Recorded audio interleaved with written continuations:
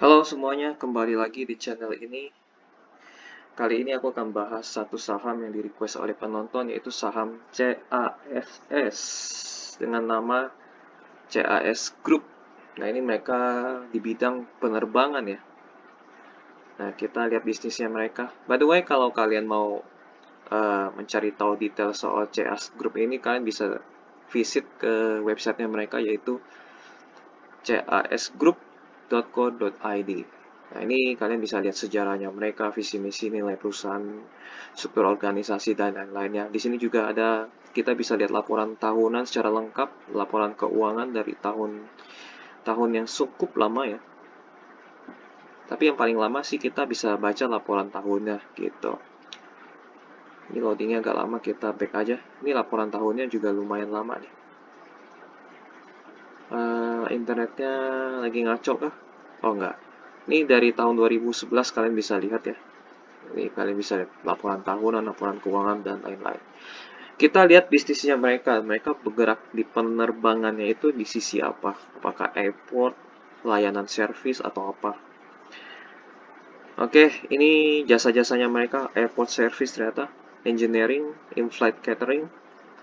Ini ada makanan juga ya. JATC by Just People, Management Service, Solution, and Service. Nah, ini bisnisnya mereka. Di detailnya kalian lihat sendiri ya. Yang penting mereka ini di bagian airport ya, airport service. Lalu ada engineering. Ini makanan ya, in-flight catering. Lalu ada solution and service. Nah, kalian lihat sendiri aja di websitenya chasgroup.co.id. Oke, kita lihat profil singkatnya mereka di halaman idx.co.id. Mereka IPO di tahun 2011. Operator bandar udara. Ini ya subindustrinya.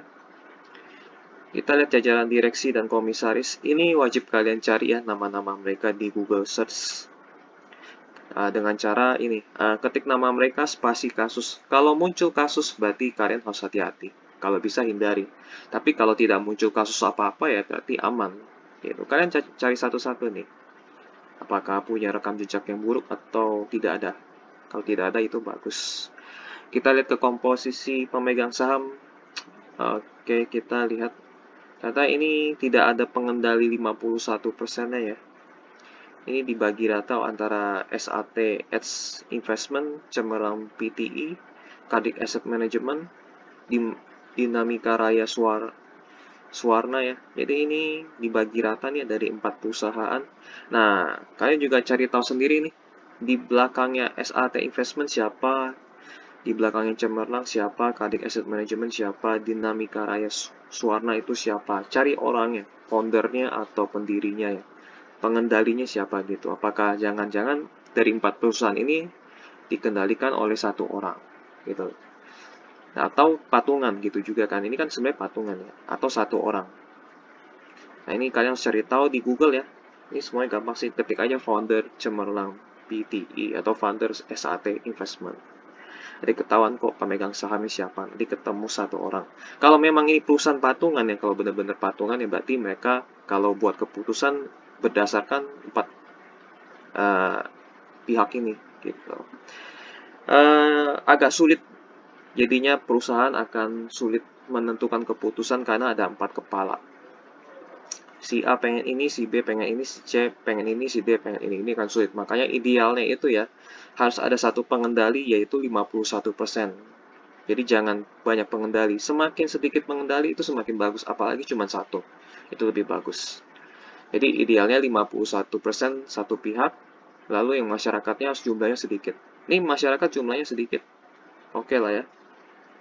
Tapi kalau misalnya ini 4 perusahaan milik satu orang ya tetap aja. Berarti bagus juga sebenarnya. Kalau di belakangnya ini 4 perusahaan ini adalah satu orang. Gitu. Nanti kalian cari tahu sendiri apakah orang yang sama atau yang beda. Kalau beda, mereka buat keputusan akan lama. Tapi kalau orang yang sama, mereka buat keputusan cepat. Karena dari satu orang. Gitu. Oke, kita masuk ke bagian laporan keuangan. Ini laporan keuangan terbaru atau paling terakhir 30 September 2022. Kita lihat bagian aset lancarnya ya. Aset lancar mereka ini semua dikali dalam ini ya, dalam jutaan rupiah, berarti ini semua angka di sini dikali 1 juta. Jadi ini aset lancar mereka 813 miliar itu terdiri dari paling banyak itu kas ya. Kas mereka ada 329 miliar, piutang 199, piutang yang lainnya juga 128, aset lancar lain 30.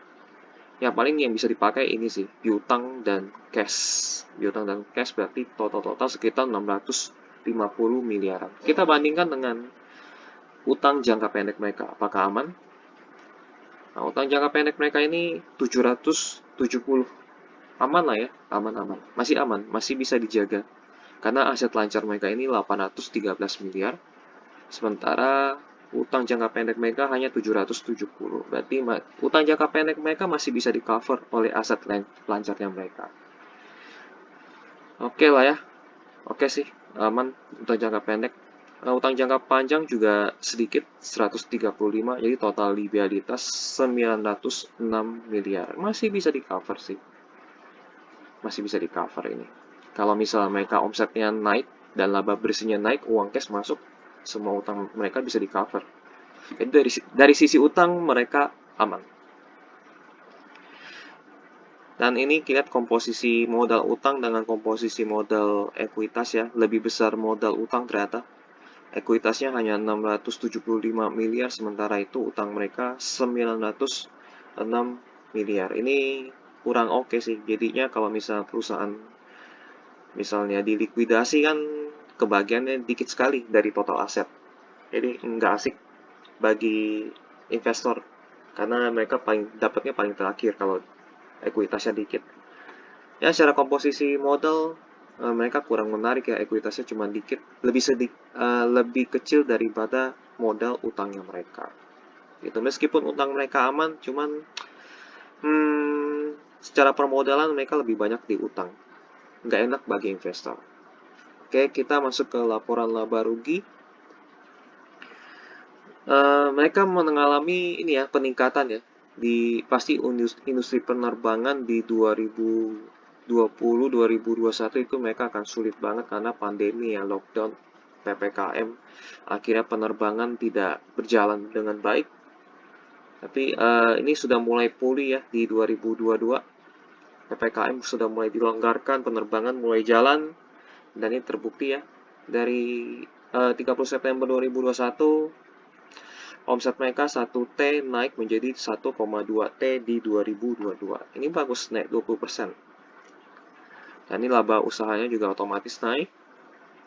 Ini sayang sekali margin laba kotornya tipis ya, karena memang mereka bergerak di jasa ya.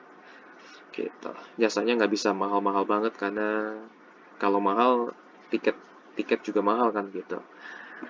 Oke, laba bersih. Nah, akibatnya laba bersih mereka meningkat lumayan tajam ya, dari 120 miliar menjadi 206 miliar. Oke, naik lumayan meskipun margin mereka kecil, tapi nggak apa-apa, mereka mencatat kinerja, ada pemulihan kinerja ya, dari sisi omset dan dari sisi laba bersih. Ini bagus berarti. Bagus banget justru. Kita lihat di bagian arus kas ini positif. Nggak ada utang ya, ada sih utang, nggak ada utang sama sekali, justru adanya pembayaran pinjaman bank, artinya keuangan mereka sehat, utang mereka bersih lah ya, aman utang mereka. Tadi kita udah lihat bersama-sama, utang mereka aman, hanya saja modal mereka lebih besar di utang gitu. Tapi lama-lama kalau misalnya mereka tidak bagi dividen ya, kalau mereka tidak bagi dividen dan mereka kumpulin uang cashnya sih, sebenarnya ekuitasnya bisa jadi lebih besar 10 tahun kemudian gitu. Tergantung mereka mau bagi apa enggak. Semoga mereka nggak bagi dividen. Oke, ini kinerja tahunan mereka IPO di 2011 ya. Di sini kita bisa lihat mereka ada peningkatan kinerja dari 2010 sampai 2018. Tapi ke 2019 mereka drop. Nah, kita mungkin batasi sampai 2017 kali ya. Jadi aku mau lihat dari sisi pertumbuhan omset, laba bersih, dan ekuitas. Tapi di ekuitas pun di 2017 mereka turun. Nah, ini penyebabnya karena ini nih. Dividennya lebih besar dari laba bersih. Jadi yang benar-benar naik ini kinerja mereka ya sampai 2016 aja. Jadi omsetnya mereka naik terus, laba bersih mereka naik terus, ekuitas mereka naik terus. Tapi entah kenapa di 2017 ekuitas mereka turun. Ini karena ini penyebabnya dividennya lebih besar daripada laba bersih. Ini juga sama, 18 juga begitu. Turun juga ekuitasnya karena dividennya lebih besar daripada laba. 2019 ada kerugian ya, kerugian lain.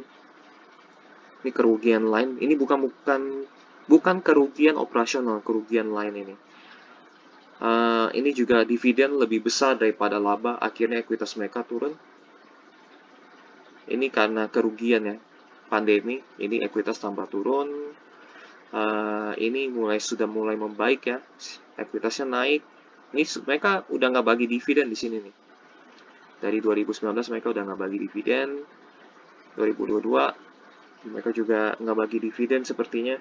Udah mulai baik kinerjanya dari sisi ekuitas, laba bersih, dan omset. Tapi bagusnya mereka arus kas selalu positif. Makanya utang mereka itu terjaga karena arus kas mereka selalu positif. Oke, kita lihat kinerja harga saham ya. Tadi kita lihat di 2010 sampai 2016, ini mereka selalu bertumbuh. Itu akan mencerminkan ke harga saham mereka juga ya. Nih, mereka bertumbuh dari 2011 ke 2015. Ya, naik terus harganya. Sampai di sini nih. Tapi entah kenapa 2016 mulai stagnan ya. Mungkin karena laba bersihnya itu naiknya hanya sedikit sekali nih. Naiknya hanya sedikit sekali, akhirnya harga saham mereka drop pelan-pelan. Sampai pandemi. Ini sudah mulai kelihatan drop nih di sini. 2017 ekuitasnya turun karena dividennya lebih besar. Ini turun lagi, laba bersihnya rugi. Dan akhirnya harga sahamnya drop. Tapi karena ekonomi udah mulai pulih, ini beranjak naik lagi nih. Dari harga yang 200-an sampai ke 400-an. Naik hampir 100%. 100% lebih, bukan hampir 100%. Sudah 100% lebih. Gitu. Jadi kinerja harga saham itu ditentukan dengan kinerja pertumbuhan omset, laba bersih, dan ekuitas. Jadi kalau misalnya masih terus bertumbuh omset, laba bersih, dan ekuitasnya, ini harga sahamnya akan naik terus. Tapi kalau kinerjanya sudah mulai stagnan dari omset, laba bersih, ekuitas, biasanya ini akan turun. Turun lalu sideways. Tapi kalau misalnya makin memburuk kinerjanya, dia akan turun terus gitu. Tapi kita lihat ada pertumbuhan ya di sini dari 2020 sampai 2022. Dari sisi ekuitas, dari sisi laba bersih, omset naik kan. Nah, akhirnya ini naik. Jadi harga saham itu mengikuti kinerja tiga ini, omset, laba bersih, ekuitas gitu. Ini sudah mulai pulih, kemungkinan akan pulih sepenuhnya di 2023. Ini ekuitas ini yang mereka sayang banget, mereka bagi dividennya terlalu gede. Kira ekuitas mereka kurang. Padahal dividen mereka pun nggak gede-gede. Dividen yieldnya kecil sebenarnya, bahkan di bawah 3%. Daripada mereka bagi dividen yang yieldnya kecil, lebih baik mereka nggak usah bagi, percuma, karena terlalu kecil. Ini lebih baik disimpan jadi uang cash aja, mereka mengembangkan usahanya gitu. Ini dividen yang mereka rajin bagi dari 2012 sampai 18, tapi berhenti di 2019 karena ada kerugian ya. Ada kerugian, jadi akhirnya mereka berhenti, dan bagus, mereka nggak bagi dividen gitu sampai sekarang. Ini valuasi mereka di harga 420 paling terakhir itu menghasilkan PE ratio 7,27 kali dan PPPR 1,85 kali. Dividen yield nggak ada karena mereka nggak bagi dividen selama mereka mengalami kerugian dan pandemi ya. Ini bagus, lebih baik mereka nggak usah bagi dividen. Mereka fokus kumpulin uang cashnya aja. Uang cash mereka juga nggak begitu banyak. Cuman 300 miliar, ini nggak begitu banyak. Sementara operasional mereka itu, kalau pakai uang cash ya, dari sisi arus kas itu operasional mereka itu 600 miliar. Ya daripada mereka bagi dividen, lebih baik mereka simpan uang cashnya jadi banyak 1T, lalu mereka kembangkan usaha mereka. Itu keputusan yang lebih bijak. Oke ya. Jadi dari sisi valuasi dengan harga 420 itu menghasilkan PE ratio 7,27, PVBA 1,85. Ini sudah wajar sih sebenarnya dari sisi ekuitas. Sementara itu dari sisi laba bersih mereka cukup tinggi. Kalau misalnya ekuitasnya bisa naik lebih banyak ya, harusnya sih ini bisa jadi murah. Tapi kalau kinerjanya pertumbuhannya pelan, ini aku anggap harga 420 ini sudah wajar. Gitu. Ini sudah wajar sih kalau 420 ya. Kalau pertumbuhan labanya ini pelan, pelan kayak begini nih. Tapi kalau misalnya mereka bisa menghasilkan cetak laba bersih segini ya, 400 M ya. Ini dari wajar kita bisa ganti jadi murah.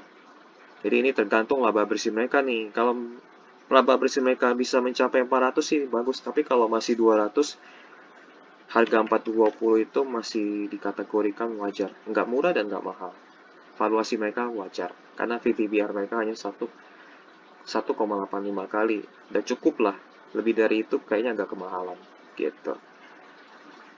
Selama laba bersih mereka nggak bisa naik lebih dari 400, ini akan sulit. Gitu.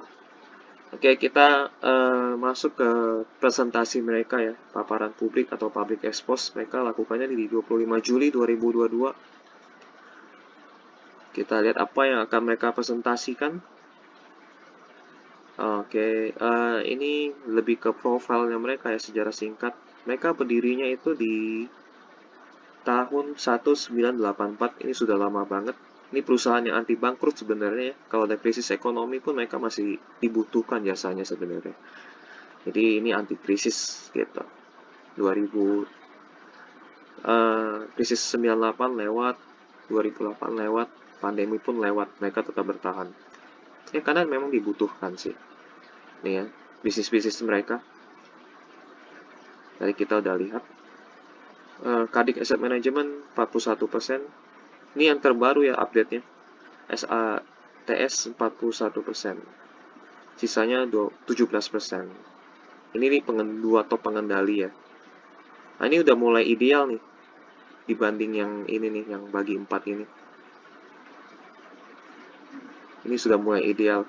Nggak tahu nih mana yang terbaru, apakah yang ini atau yang presentasi mereka. Gitu. Kalian nanti cari tahu siapa ini. Cardiff Asset Management dan SATS. Jangan-jangan mereka memang patungan gitu kan. Berarti kepalanya ada dua kalau mereka patungan. Tapi kalau satu warung ya berarti lebih gampang lagi buat keputusan mereka dari satu orang itu. Nah ini jasa pendukungnya mereka ya. Segmen usaha dan solusi bisnis terintegrasi mereka banyak banget ininya yang berkait dengan bandar udara. Sekilas tentang CAS, melayani 1,1 juta penumpang, kargo juga mereka ada, memproduksi makanan, simulator, 9 maskapai, mereka juga ada laundry. Nah, ini bisnis-bisnisnya mereka di seluruh Indonesia ya, di Pulau Jawa, Sumatera, Kalimantan, Sulawesi, ada juga di Papua. Strategi bisnis. Nah, ini kita lihat apa yang penting. Program telah berjalan. Oke, menjaga kelangsungan program usaha tetap berjalan. Ini seperti informasi sih. Tata kelola pengembangan usaha. Nah, ini kita yang pengen tahu pengembangan usaha. Revitalisasi upaya perseroan dalam mengubah pola pikir, mengembangkan inisiatif bisnis atau produk baru. Nah, ini baguslah ada inisiatif. Mengurangi resiko-risiko dan memanfaatkan berbagai peluang baru seiring dengan momentum pemulihan pasca COVID-19 pada saat yang sama. Persoalan juga menilai perubahan peraturan pemerintah dan prospek industri yang berdampak pada bisnis perseroan. Ini nggak ada detailnya ya. Mungkin di presentasi secara live mungkin ada detailnya. Ini kan hanya gambaran besar aja. Yang kita butuhkan strategi detailnya seperti apa. Oke, layanan bandaranya ini kita tahu lah ya. Pelanggannya mereka. Ini airline ya. Oke, ini what's on CAS Group. Profilnya lebih tepatnya ini profil. Nah, ini, oke, ini profil juga. What's on CAS Group. Oh, ini berita sih lebih tepatnya. Berita. Ini berita tetap, ini berita-berita kita lewati aja.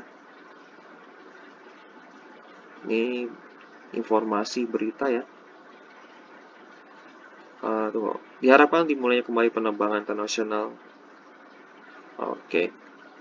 Berita terakhir tentang penerbangan internasional akan dipangkas. Apakah ini berdampak atau tidak, kita nggak tahu ya.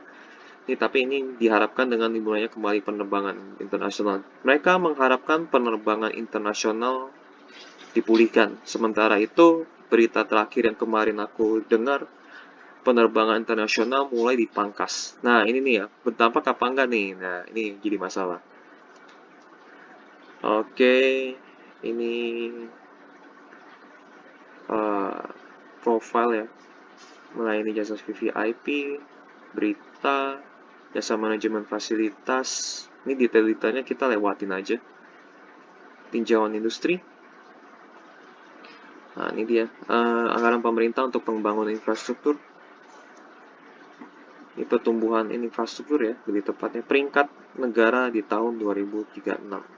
Peringkat dalam hal ekonomi ya, ekonomi. Jadi 8 ekonomi terbesar di dunia. Semoga bisa tercapai ya harapannya ini 2036.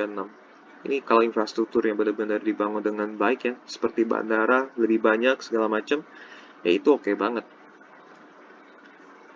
Tapi kalau infrastrukturnya terhenti, pembangunannya ini jadi kesulitan juga. Jadi ini CAS Group ini tergantung dari pembangunan infrastruktur di Indonesia.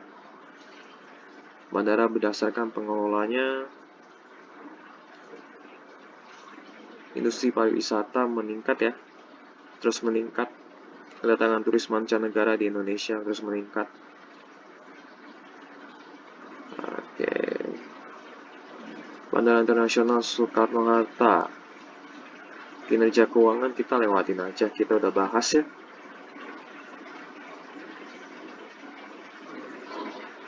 Oke, apakah yang penting menurunkan tingkat utang bersama dengan peningkatan margin. Oh, ini doang. Yang paling informasi ini menarik. Sisanya ini hanya profil sih dari presentasi mereka, profil perusahaan. Itu aja sih, dan data-data ekonomi. Tidak ada yang penting. Strategi pun mereka cuma gambarannya, permukaannya aja, detailnya tidak ada. Karena tidak disebutkan angka-angka strateginya bagaimana, apakah nanti pakai strategi ini tumbuh omsetnya sekian, gitu-gitu. Mereka nggak ada jelasin seperti itu. Kita langsung masuk ke tanya jawab. Ini tanya jawabnya, untuk bisnis catering, saya lihat masih mencatatkan rugi bersih. Wah, ini tahu nih ya. Ini mungkin bisa dilihat di slide laporan keuangan tadi ya. Apakah bisa dijelaskan lagi kondisi bisnis catering CAS saat ini? Bagaimana dan kedepannya akan bagaimana? Nah, ini bagus nih detail nih. Cipta Dana Asset Management. Perseroan melihat untuk bisnis catering, terutama in-flight catering, sebagai penunjang lini bisnis usaha CAS Destination. Bisnis in-flight catering saat ini memiliki klien yang sama dengan klien maskapai dari CAS Destination. Dengan kondisi pandemi COVID-19 yang berangsur membaik seiring meningkatnya vaksinasi, perseroan berharap, mereka berharap bukan melakukan sesuatu.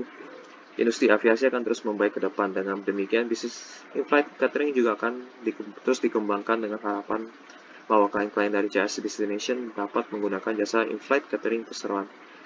Mereka tidak melakukan sesuatu ya, apakah cut karyawan atau apa, tapi mereka cuma berharap aja.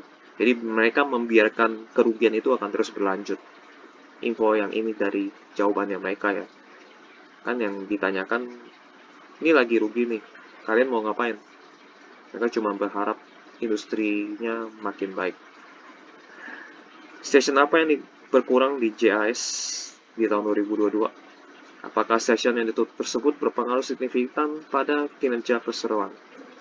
Stasiun yang berkurang di tahun 2022 adalah Bandara Internasional Sultan Hasanuddin. Dengan demikian, hingga saat ini JAS melayani 8 stasiun, yaitu Bandara Internasional Soekarno-Hatta, Internasional Halim Perdana Kusuma, Internasional Sultan Haji Muhammad Sulaiman, Internasional Kerjati. Oke, ini yang berkurang ya. Oh enggak, ini yang mereka layani saat ini. Dan ini mereka layani semua internasional loh ya. Dan berita terakhir, kemarin aku baca tentang uh, penerbangan internasional sudah mulai di-cut. Sudah mulai Indonesia nggak mau melayani lagi beberapa. Nah ini mungkin akan merugikan CAS juga nih. Jadi so hati-hati. Kita cari beritanya ya. Uh, Penerbangan internasional. Nggak ada yang baru ya.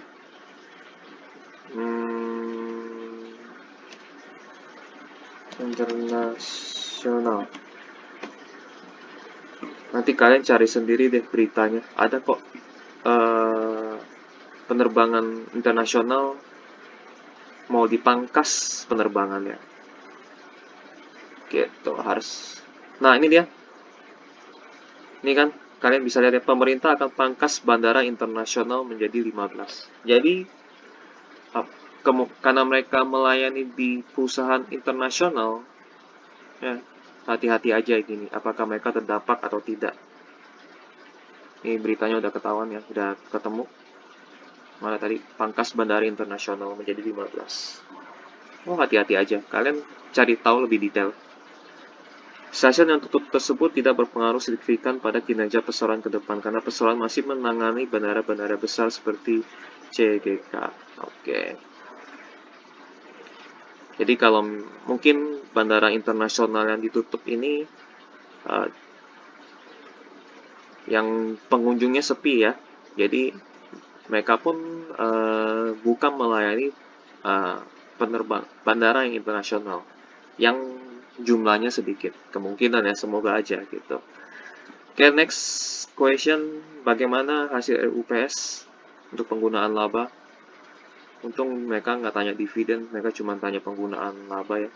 Ya ini bagus, digunakan untuk menambah saldo laba di tahun yang belum ditentukan penggunaannya. Bagus. Lebih baik mereka jadi ditahan aja saldo labanya, jadi modal lagi.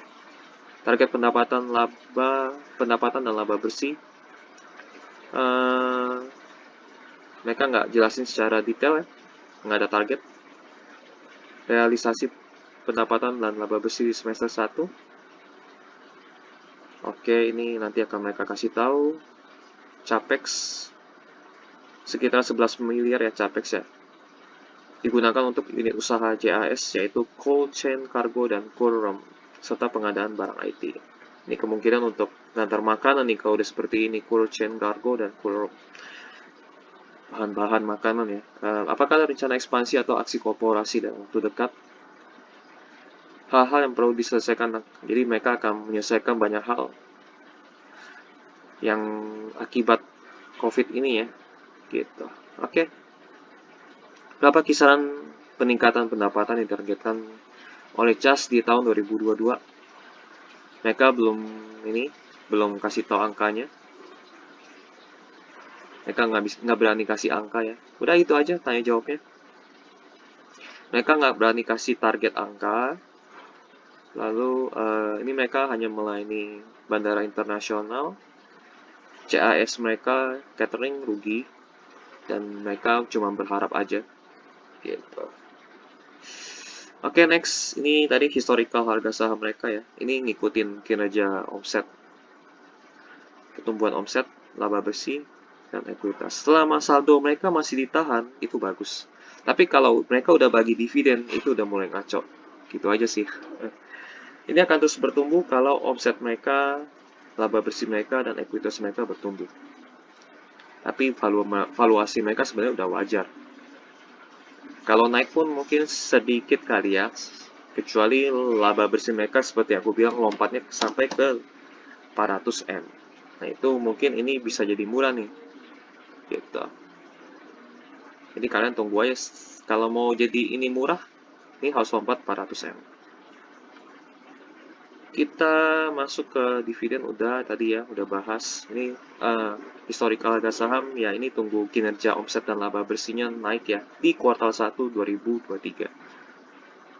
dividen mereka yieldnya kecil dan nggak bagi dividen. Lebih bagus mereka nggak bagi dividen.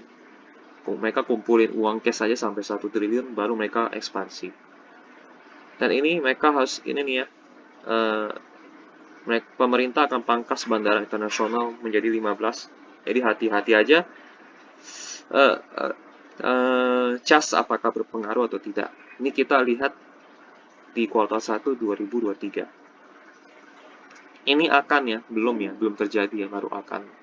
Nah, kalau kalian mau lihat berita-berita tentang CAS ya, tinggal ketik CAS di halaman kontan.co.id ya, maksudnya websitenya ya. Ketik CAS, nanti muncul berita-berita tentang CAS. Ini berita paling lama 6 bulan yang lalu nih tentang CAS. Ini 2 lini bisnis yang menjadi andalan Kadek Aryo. Apa aja kita lihat. Ini sayang sekali, ini akan spesial ya, yaitu CAS Destination dan In-Flight Catering. Sementara In-Flight Catering ini masih rugi katanya, tapi ini jadi andalan. Ya inilah, ini agak tanda tanya sih sebenarnya. Tapi ini berita 6 bulan yang lalu. Ya ini bagus nggak bagi dividen. Nah nanti kalian baca-baca sendiri soal berita ya di kontan.co.id atau bisa dari Google. Tapi lebih bagus ya dari kontan.co.id. Kita masuk kesimpulan. Jadi kalau prospek ya, ada pemulihan bisnis. Namun ada resiko pengurangan ya bandara internasional.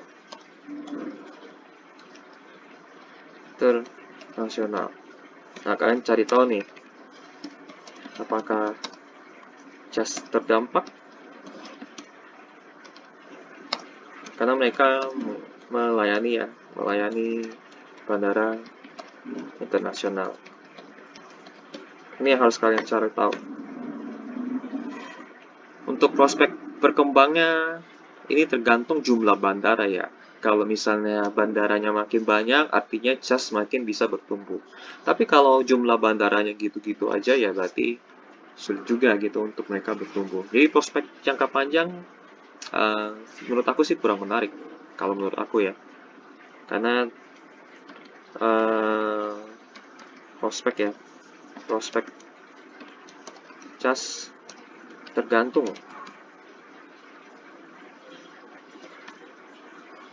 jumlah bandara. Jadi kalau aku sih kurang menarik. Jadinya kurang menarik.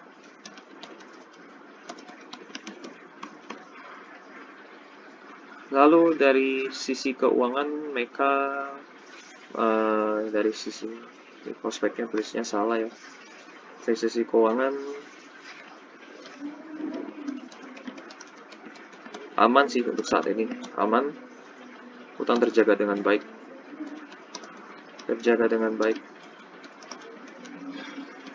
Hanya saja uang cash kecil dan sedikit.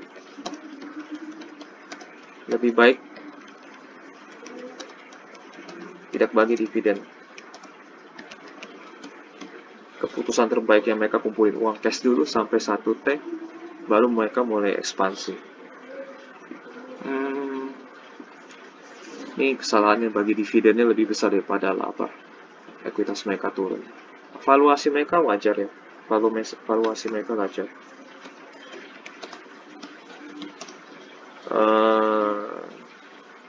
Valuasi akan murah jika laba bersih ya mencapai 400 miliar. Ini saat ini di harga 420, valuasinya wajar, tapi kalau mau jadi murah, mereka harus capai dulu ini nih, laba bersih mereka. Bisa apa enggak gitu. Lalu next, catering mereka bisnisnya rugi ya. Sementara itu unggulan mereka itu tadi mereka bilang di bisnis catering. Ini yang menjadi problem. Paling itu aja sih ya. Dari informasi yang kita dapatkan, apakah layak investasi? Untuk jangka panjang tidak.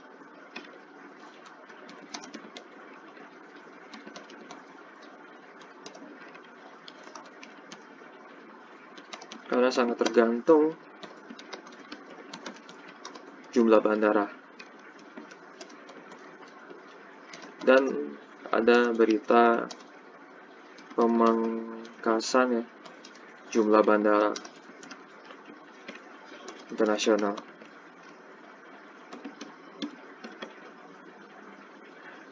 Dividen yield pun kecil, tidak bagi dividen ya, tidak bagi dividen. Itu yang alasan kenapa tidak jangka panjang tidak bagi dividen. Kalau mereka nggak bagi dividen, dan kalau mereka bagi dividen juga kecil, ya ngapain, lebih baik nggak usah bagi dividen, jadi jangka panjang kurang baik. Untuk jangka pendek, nah ini susah nih, karena ini harga udah wajar kan, kalau mau naik berapa lagi gitu. Ini mereka lagi sideways nih sebenarnya, kalau kita jadiin 6 bulan, mereka sideways.